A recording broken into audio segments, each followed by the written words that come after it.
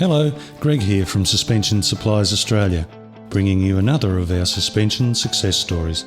Occasionally in the suspension industry, a vehicle make or model will present itself as one that needs its suspension modified to totally remove existing design issues.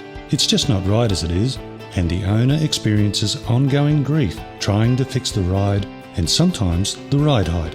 So here at SSA, we work hard to find the solution. Today we are looking at the Ford F250 and F350 four-wheel drive, fitted with a 2-leaf parabolic spring on the front suspension. They have been a popular choice of vehicle for many people wanting the bigger load and towing capabilities that these vehicles offer. One of this vehicle's shortcomings, however, is that the 2-leaf parabolic spring in the front is inadequate and gives up under the load of the big engine and the sometimes fitted front bull bar, and maybe even a big heavy winch.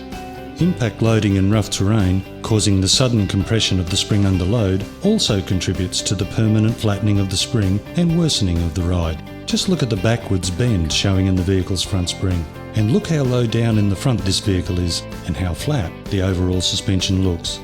With the front wheel removed, we can see even clearer now how the front spring has flattened and inverted.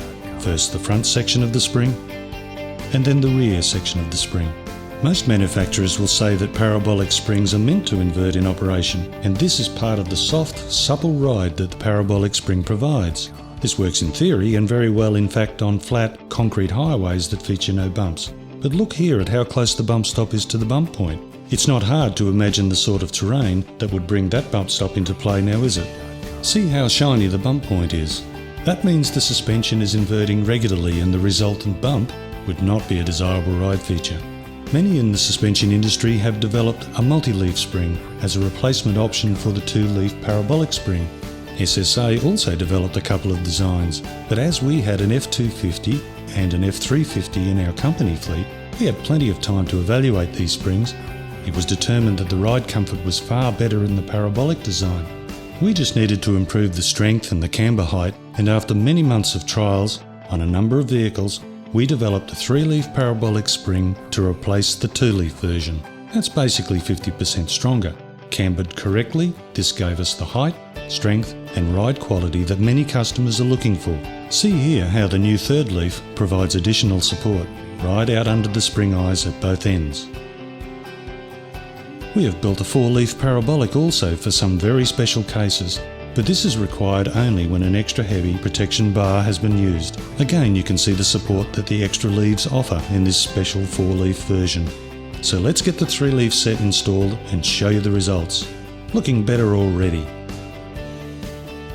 both in the front and in the rear. Just look at the improved bump stop clearance. There's one big problem gone.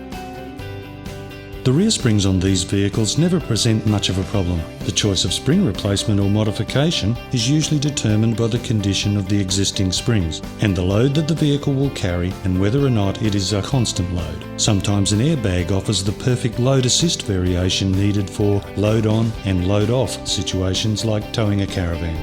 As you can see, there's not a lot wrong here, except you see some tired rear springs looking very flat and laying down on the second stage with no load in the vehicle at all. The customer reported that towing a horse float sagged the rear significantly and lifted the front, causing loss of steering control. We have opted for a stronger spring, as the bracket supporting the 5th wheel turntable does not permit the fitment of airbags to this vehicle. Note the addition of the 3rd leaf and how it supports out under the eye and doesn't leave the first 2 leaves with a big gap before any additional support is provided by the spring leaves lower in the pack.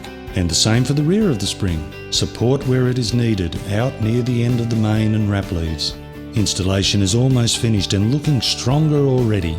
All set up and back on the ground, and you can see we have a nice camber or curve still in the rear spring under load, which will give us a nice ride empty and gradually introduce the other leaves in the pack and eventually call on the second stage to assist. The end result is a well-balanced suspension that has removed front bump out and given us height front and rear that can handle the load stipulated. So if you want your Effie to stand tall and carry your load, call us here at SSA so we can discuss options that will suit your ride, load and terrain. Thank you for watching. Bye for now.